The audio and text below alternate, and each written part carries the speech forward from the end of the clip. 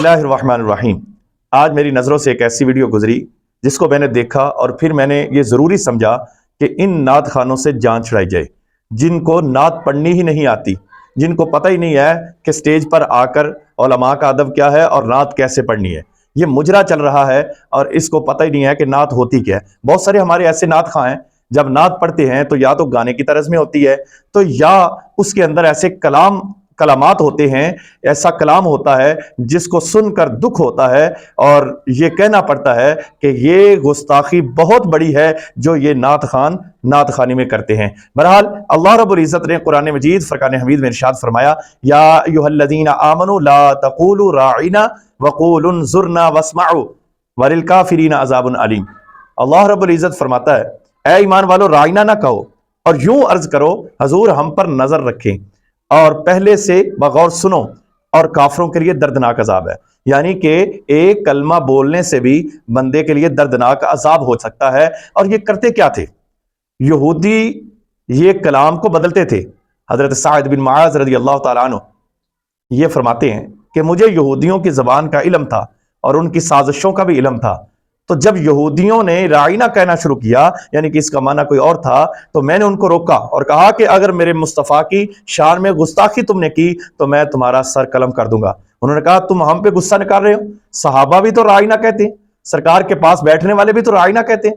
تو اللہ رب العزت نے اسی وقت آیات نازل فرمائی کہ آج کے بعد راعینا نہیں کہنا بلکہ انظر کہنا ہے، جیسا کہ ہم شعر پڑھتے ہیں، یا رسول اللہ انظر حالنا یا حبیب اللہ اسمع قالنا۔ بہت اچھا ہے اگر نبی کریم صلی اللہ علیہ وآلہ وسلم کو پکارنا ہے تو اچھے لفظوں کے ساتھ پکارو اور اچھے آداب کے ساتھ۔ نعت پڑھنی ہے تو آپ کی نعت کے الفاظ اچھے ہونے چاہیے، ورنہ کس منہ سے بیان ہو تیرے اوصاف حمیدہ۔ ہمارا تو ایسا منہ نہیں ہے کہ ہم ان کی تعریف بیان کر سکیں جس کی اللہ نے تعریف، اور یہ فخر کیا کریں، نعت خواں فخر کریں، علماء فخر کریں اس بات پہ کہ ہماری زبان سے جب بھی تعریف ہوتی ہے تو یا اللہ رب العزت کی تعریف ہوتی ہے، یا مصطفیٰ کی تعریف ہوتی ہے، یا صحابہ اکرام کی تعریف ہوتی ہے، یا اچھے نیک لوگوں اور صالحین کی تعریف ہوتی ہے۔ یہ خوش قسمتی ہے۔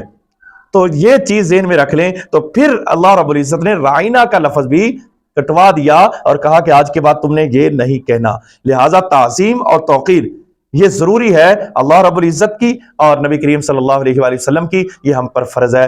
جس کلمے میں، جس کلام میں تھوڑا سا بھی لفظ، معمولی سا بھی لفظ یا اندیشہ ہو کہ اس کا معنی ٹھیک نہیں ہے تو اس لفظ کو چھوڑ دو اور اس نعت کو نہ پڑھو، بلکہ زیادہ کوشش کیا کرو اعلیٰ حضرت امام احمد رضا خان بریلوی رحمۃ اللہ علیہ کا لکھا ہوا کلام پڑھو۔ اور ایسا اگر کسی اور کا کلام پڑھنا ہے تو اس کے اندر بے ادبی نہ ہو۔ ہر بندہ قلم اٹھا کے آج کل لکھ رہا ہے، پہلے سے بھی لکھتے رہے ہیں، لیکن جو کلام لکھے گئے زبردست کلام، پہلے علماء سے مشورہ کریں، پھر اس کو یاد کریں کہ کیا ہم اس کلام کو یاد کریں یا نہیں۔ خدا کا خوف بھی کریں، ہاتھ جوڑ کر میں کہتا ہوں خدا کا خوف کریں نعت خواں، اور باز آ جائے، ورنہ یہ چیز ذہن میں رکھ لیں، سرکار دو عالم صلی اللہ علیہ وآلہ وسلم کی جس نے بھی بے ادبی کی اس کے لیے پاکستان کا قانون موجود ہے، تو اس کی خیر نہیں ہے۔